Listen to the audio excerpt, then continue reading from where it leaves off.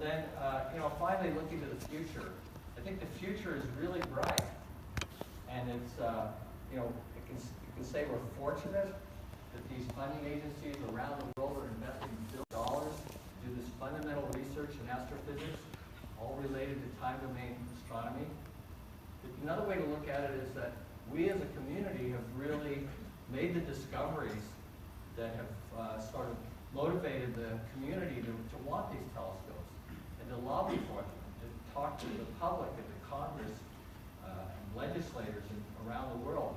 So that this huge amount of money that it takes to build these observatories has been possible. If you look at this slide, it's pretty amazing actually. All those observatories and instruments that are above the orange dashed line are currently funded. Some of them are already operational, like LIGO, IceCube, and Antares. And the other ones are being built right now. So they're definitely going to happen. They're going to happen sort of on the 2018 to 2020 timescale. Huge progress and very impressive capabilities will be ours within the next few years. And then these missions that are below the line are ones that are being proposed. Each one of them has a pretty big team of scientists that are pushing it. Some of them have been proposed a few times that are kind of moving up the priority list. Others, like this COMPARE mission, which is a high-energy Fermi LAT follow-on, has a funded balloon program. So we're actually building hardware we'll fly it on a balloon. So these are the high-energy missions. Gamma 400 is well along in its approval in Russia. COMPARE or ASTROGAM. And then BurstCube is a way of sort of doing, with a number of satellites, doing 4-pi observations like BATSI, looking for the prompt signal, looking all around the Earth because you have an array of satellites. And I think it's exciting that all of these ideas over here on the right are exploring new territory, which is to look in the soft X-ray band, but with wide field sensitive capabilities, something that we really haven't had before. Proportional counters can have wide field of view without much sensitivity, whereas focusing instruments like Chandra and XMM, have very narrow field of view but exquisite sensitivities. And these proposed missions will sort of combine both. And these three here, you use the lobster eye technology, and they're being proposed and moving forward in China, the U.S., and in Europe. So I think there's an exciting time for this sort of new way of looking at gamma ray bursts and transients. And so that's all I had to say, and I'm really looking forward to the sessions as we go into these various areas. We will have a session on future missions too. Thank you.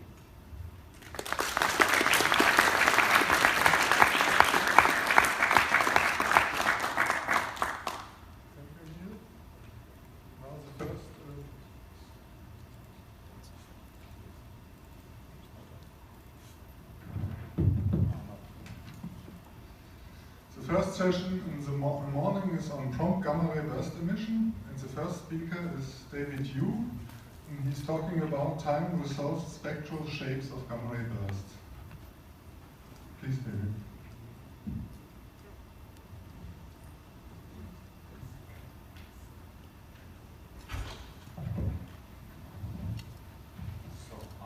Morning, everyone. I'm David Yu from MD Germany, and first of all, I would like to thank the organizing committee for invitation for me to give this talk. So this talk is about time-resolved spectra of gamma ray bursts, and I would like to explain some of the recent progress of this in the field. So let's start. And this is a very extremely brief introduction to quantum gamma ray emissions that I hope all of you have already know. And so the first one of the very pioneering gamma ray burst experiment is the compound the CGRO and BATSI in the last 20 years. And then so we have discovered a lot about gamma ray burst prompt emissions. For example, the band function is found to be nicely fitting in the data from gamma ray bursts And so there is a conventional interpretation of this spectral shape of the band function. We think that it is from synchrotron emission, because synchrotron emission is the simplest radiation process. And now we have the Fermi Gamma Ray Space Telescope and the Fermi GBM instrument. And so now we are able to learn a lot more about the physics behind the chrome gamma emission. And so let's look at the one example spectra. So this is a time-resolved gamma ray burst chrome emission spectrum. From this burst, GLB 100414A, and this is just one time slice of about a second long, or half a second. And so this is a typical shape of the spectrum, and you see the data points here. This is provided by the sodium iodide detectors from about 10 to 900 keV, and from about 200 or 300 keV until 40 MeV, we have the BGO detector. And you see these are triangles, so they are mostly upper limits here. And this is the best fit curve. So this best fit curve is mostly the band function or just a color power law. In this case, this is a color power law. And there is also the Fermi Lat experiment, which is very sensitive at higher energies. And we usually see the upper limits for GLBs here at about, well, up to 300 GeV. And there will be a talk by Omodai on Fermi Lat GLBs in the coming session, so I will leave this. And so let's talk about the physics. So this is all about electrons. So the synchrotron interpretation of gamma ray burst form emission is like you have B fields, magnetic fields, and you have electrons or charged particles. The electron is the lightest, so we just use the electron as an example, and the electron will gyrate around the magnetic field. And we all know from college physics that an accelerating charged particle will emit EM rays, right? So this is the electron and the radiation, and this is just a mathematical formula for you to compute the synchrotron spectrum. And everything you need to plug in is just this, the number density of electrons. And so this is just a mathematical integration, and so now we have good computers, we can just compute any spectral shape you want by just plugging in the desired electron population. And so let's look at some examples. So this is one of the narrowest or the sharpest synchrotron emitted spectrum from a single electron. So this is a single electron synchrotron emission with a polarization parallel to the projected B field on the sky. So you see this is a very, very narrow, and this is in normalized space. So I just normalize everything by the peak energy here, or the so-called E peak. So let's look at another one. So the orange one I superimpose on this figure is again a single electron, but it is at a different polarization direction. This is perpendicular to the projected B field on the sky. So you see the spectrum is a bit broader, less sharp, and you can also get another wider spectrum here by integrating over the polarization direction. So this is the famous single electron synchrotron spectrum in the blue curve here. But we don't have only one electron in the space, right? So we have multiple electrons. And so you will ask, what is the simplest case that you can, what is the simplest electron synchrotron emission spectrum you can make up, which is this line. The green curve here is the synchrotron emission from a Maxwellianly populated electron population. So this is a bit wider, and so my talk will be based on this green curve. So you can just remember this green curve. It has a peak energy here and a shape like this. And but all of them are without cooling. So, but we know that there would be some cooling. And in the case of cooling, electron cooling, that means the electrons are losing energy. And Sari et al. In 1998 has derived analytically what the spectrum should look like. So these are originally for the study of afterglow emissions, but if we apply the prompt emission, we should expect to get the same result. And there are two scenarios. One is called the fast cooling and the slow cooling, but the only important thing here is the 1/3 index here. So there is an index called the light depth. This is 1/3, and it is schematically drawn in these two figures as this section. So the slope of this segment of power law is 1/3. So the only important number I would you to remember is 1/3. Okay. So what does it mean to the to data? So when we look at the first look at the Bessie spectra, like in this figure, and you can measure the spectral index at the lowest energy power law segment, and if it is emitted by synchrotron emission, then the spectral index should match, right? Or at least it cannot be wider than the observed spectrum. Otherwise, you cannot explain it by the synchrotron interpretation because you cannot fit in the expected theoretical spectral shape under the observed curve. So this is one of the examples of an observed band function curve, again normalized, and this is the this low energy index population observed by Bessie. And here is 1/3. Okay, so this is minus 2/3 because it is in photon index space, but this is the same thing. Remember, the photon index plus 1 is the spectral index. So everything to the left should be okay because it is sharper than the observed spectrum, right? So you can fit in. But everything to the right is not okay because it's too broad. So without any absorption, then you should not be able to fit in this index under this curve. So that was a problem. It's called a light depth.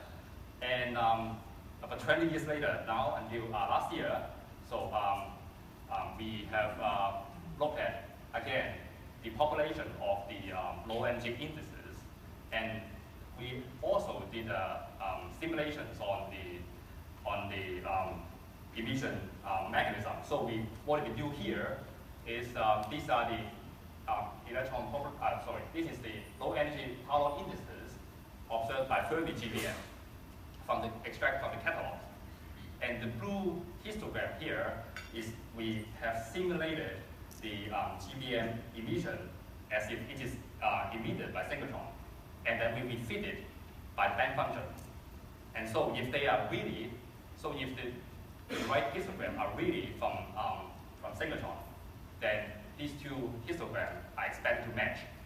But now you see this blue histogram is even picked to the left of this green curve, which is the original line of depth, 1/3. So we have now a more severe problem about the synchrotron interpretation. So, and people are keep looking at the reason behind why is there inconsistency here. And Axelson and Bogdanov last year has looked at the so-called spectral width for all the GBM and Bessie spectrum, time integrated spectrum. So these are the histograms taken from the GBM Bessie spectral catalogs, and you see so what we do now, what they do now is not to just look at the live depth, but to compare the spectral width of the observed spectrum, which are the histogram here, and to that of the theoretical spectral shape from different electron population synchrotron emissions. So these are vertical lines, and what they found is there are quite a lot of inconsistency here because the spectral width of the observed spectrum are too narrow for the theoretical electron populated synchrotron emissions. And what I and my colleagues did a step further is to look at actually the sharpness of the spectrum. So because with the spectral width, Association Paragrapho has looked at the time integrated spectrum. And so we take a step further to look at the time resolved spectrum. So if you zoom in here, we can just normalize this best fit curve and then create a triangle under it. So this is so simple. And then just measure this angle here. So this is a normalized sharpness angle of all the observed spectrum. And for this, using this method, we can even compare the observed spectrum without a peak, because we are comparing the angle, not the width. If the spectrum is not turning down but going up forever, or it cannot go up forever, but there must be some cutoff we haven't observed in the GBM window. But if the spectrum do not have a width, so we cannot compare it. But by this method, we have compared 1,113 time resolved spectra. So I will just briefly go through the method. So this is very simple. You compute the theoretical spectral shape, like here I showed you two simplest emission processes. The red one is the black body, and the green one is the green curve I just showed you previous slides. This is the Maxwellian synchrotron. So again, I create a triangle, I just draw it. If you want, you can just print it and draw it by hand and measure it by hand. And then you compare it. So the best fit curve here is drawn in black color. So this is the sharpest angle for the observed spectrum. And if you just superimpose the figures, you immediately see that, okay, the Maxwellian synchrotron has some problem because it is too wide. And the observed spectrum is too sharp for it to fit. And the black body is, again, of course, you expect the black body to be very, very sharp. So the black body can fit in, but the Maxwellian synchrotron cannot. And here, again, the Maxwellian synchrotron should approximately asymptotically tend to the line depth of one curve. And what you remember one thing is absorption. Without absorption, narrowing is impossible, right? Because this is what the photons emitted. And so I show you not only one single spectrum, but here is one example of the GRB 100414A. This is the time evolution of the observed spectrum. So again, the black curve is the observed spectrum, the best fit curve, and I put in, again, the data in it. So that you see the data point, and the green data points are the VGO. Mostly they are just upper limits. And the green and the red curve are, again, the Maxwellian synchrotron and the black body. So you see the time evolution of one burst, and well, in this case, all of them cannot be explained by the Maxwellian synchrotron, which is the simplest and narrowest case you expect. And what about we look at multiple bursts? So here, I showed you 1,113 time resolved GBM spectrum taken from 81 bursts from the first 4 years of the GBM mission. And you see the convoluted distribution function here. And this dashed line is the Maxwellian synchrotron limit. This is the spectral sharpness angle for the Maxwellian synchrotron model. So everything to the left cannot be explained by this line because it is too sharp. You just cannot fit in the synchrotron under the observed spectrum. And this is single electron synchrotron limit. So of course it is much narrower, but you still have 35% inconsistency. But the Maxwellian synchrotron inconsistency is 91%. So at the start of the Bercy era, we thought that there is only 33% inconsistency for the life depth issue. But now, what you see in the 30 GBM data, time resolved data is 91% inconsistency if we measure the angle. So there is a huge problem here. And also, what I want to highlight is that through this study, we found that time resolved and spectral analysis is a must. You must do it time resolved because well, it is so easy to just imagine. Even if you have multiple spectrum with the same shape, the same sharpness, but if you superimpose it with a different peak energy, you will broaden the spectrum. So if if you have time evolution, if you have spectral evolution, and then you mix them all up in the time integrated spectrum, then you are expected to find an inconsistent result. So please do it time softly, and this is like quite a complicated figure, but I will just explain in a second. So the y-axis is the average sharpness angle computed from time-resolved spectra. So each point is one burst, and I just measure the time-resolved sharpness angle and then average it. That's all. And on the x-axis is the sharpness angle I extract from the time-integrated spectral catalog from GBM. So if there is no spectral evolution, then what you expect is that all the points should lie on the diagonal, right? Because there is no difference if you do time resolving or time integratively. But now you see that the obviously the time integrated spectral analysis would really give you a wrong result by broadening the spectrum. So there is a problem. We should do it time resolving. And so what about what's happening in the synchrotron interpretation? So should we abandon it? I would say not so soon, but because we have people have been trying to fit not only a single physical model to the data. People are trying to fit mixed emission models to data. Like in this case, Burgess Tau has been trying to fit a composite model consisting the synchrotron model and the blackbody to data, and with some success, but not all. So we cannot fit all of. So we haven't already found one single theoretical model fitting every observed GRB spectrum. So, but we are trying. And so you may also ask, okay, if you have a composite model, then can the synchrotron model survive? The answer is yes. Because, well, even if the synchrotron, if the simplest case here, the Maxwellian synchrotron is too wide for the observed spectrum, but we can ask the question of how much can it contribute to the observed spectrum if there is synchrotron happening in the outer phase. So you just try to fit in the synchrotron spectrum under the curve and hit it until you hit it. So this is the what we found. The paper we found that on average about 40% to 80% may be contributed by the synchrotron emission. But this is a rough estimation. But there is some indication that you can still save the synchrotron interpretation if you want. But they may ask, okay, maybe it is too complicated for two models, for two components in one single model. So how about other models?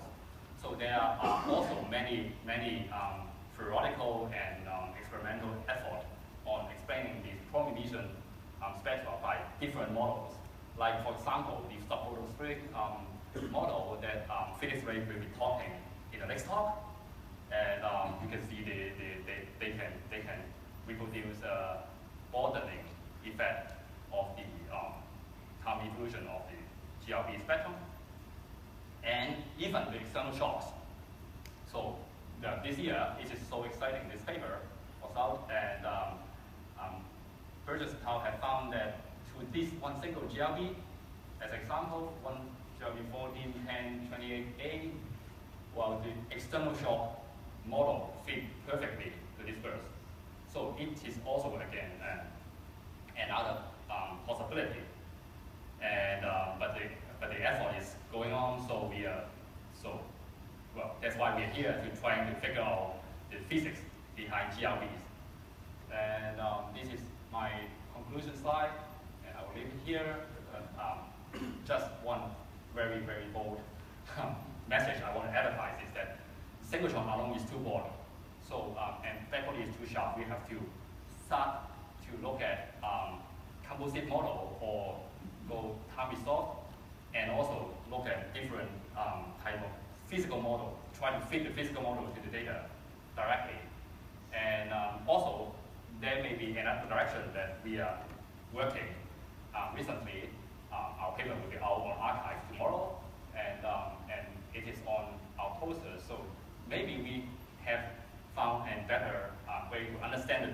Maybe it's the data, or maybe it is the physics. We don't know, but this is the science. So we have to do it. So, well, I will leave all these details to the posters, and I will welcome any questions, and thank you.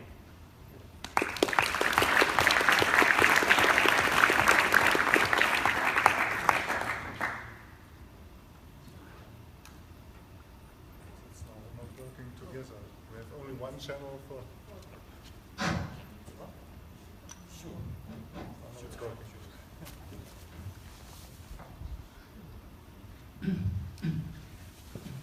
Hi, one question and two comments. What is the spectral index of the synchrotron emission when it's polarized below the peak? Yeah, Is okay. I have measured it, but it's narrower than 1/3. And do you know the number index? No, I don't have the number now. Okay. Comments. So you're saying that the green curve produced that you have the that you produced with the Maxwellian distribution is the narrowest synchrotron spectrum, right? Yeah, But- basically. But in a realistic case, the particle acceleration mechanism may produce a power distribution, will produce a power distribution at a higher energy above the Maxwellian distribution, right? Yes. With a relatively sharp bound, lower limit. In this case, the synchrotron spectrum you produce has a spectrum that's sharper than the synchrotron and the green curve you have. Right. So it's not 90%, that's 91%, that's not consistent. It's like 35%. Right. So that's the case of with cooling. Without cooling. If you have higher, if you have larger value of electron population index, for example, if you go, the P goes to about 5 or 6, then it is just like you all the electrons are emitted at once. So you have a narrower spectrum, just like the black curve I just showed, the blue curve I just showed you in a single electron case. So yes, in that case. So basically what I'm saying is with the power distribution, the blue curve that you have, it could be the synchrotron spectrum. I agree with that. Yeah. Yes. And one last. There was another question.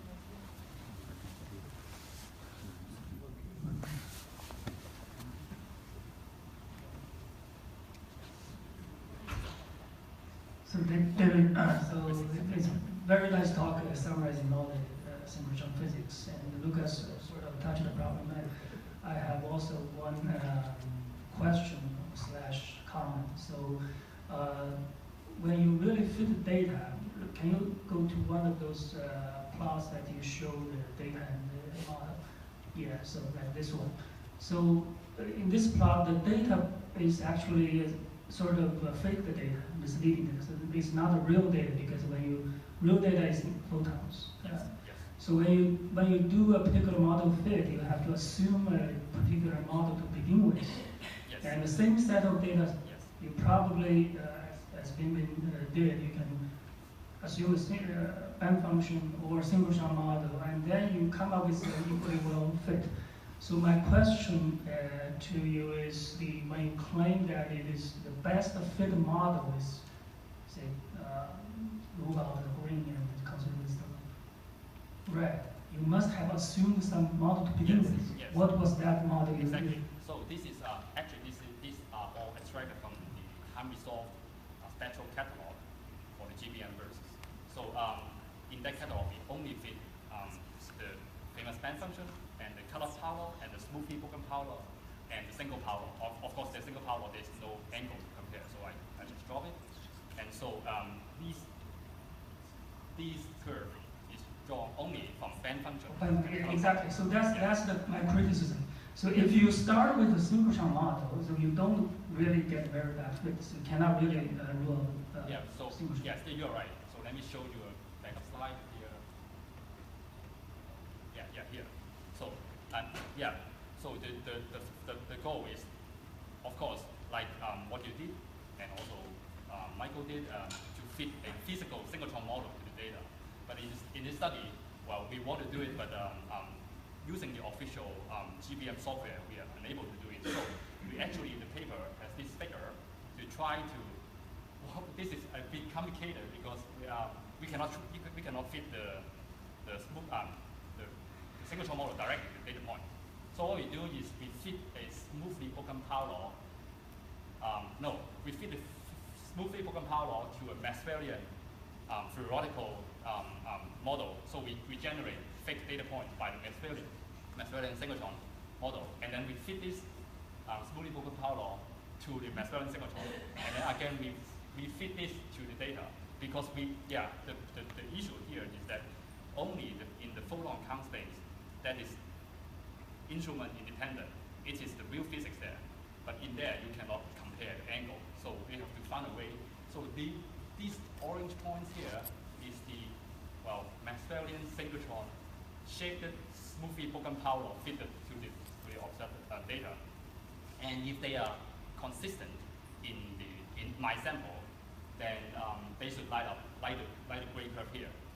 The gray curve is the best fit cutoff power. So in this one case, at least in this case, the Maxwellian synchrotron model seems to be not consistent to the data. Yeah, but on the other hand, there's because the Maxwellian is not a good model. Yes. So I recommend Yes. you use our model. Exactly. Directly for the data flow. Thank you. Okay. One short question, one last one. Yeah, going along with what Bing was saying is that it's maybe better to measure the width in the data space directly with a smoothly broken power law. So how about refit the time result catalog with the smoothly broken power law and look at the distribution leading of the width from or some other equivalent function where you actually measure the width of the data. Yes. That could give us a better idea because you're essentially measuring the width of the band function. Yes, exactly. Most of them are actually cutoff power. Okay. Thank you, David. Thank you.